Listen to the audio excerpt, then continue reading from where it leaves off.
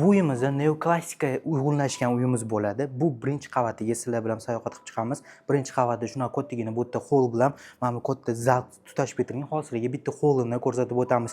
Mana bu holiga bitta e'tibor beringlar. Juda ham boshqacha qilib bo'lgan. Bu yerda ikkinchi qavatga chiqib ketadigan zonasi.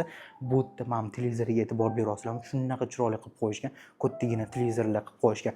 Bu yerda bizda bu holimizni bitta e'tibor beringlar. Shunaqa boshqacha qilib qo'yilgan. Neoklassika aytadi-yu, juda ham uyg'unlashtirilgan va biram chiroyli bo'lib turibdi. Patologlarga e'tibor bersanglar juda ham katta qilingan, bemalol maza qilib yashaydigan uyimizdan biri bo'ladi, ko'ryapsizmi? Hamma mebellari fashion boshqacha qilib qo'yishgan. Har bitta joyiga detalni e'tibor bersanglar, shunaqa maza qilasizlar, qo'lingizga qo'nadigan uyimiz bo'ladi. Mana bu tomoniga e'tibor berasizlar, bu tomoni bizda oshxonamiz bo'ladi. E'tibor bersanglar, bu yengil mebellar qo'yib ketilgan.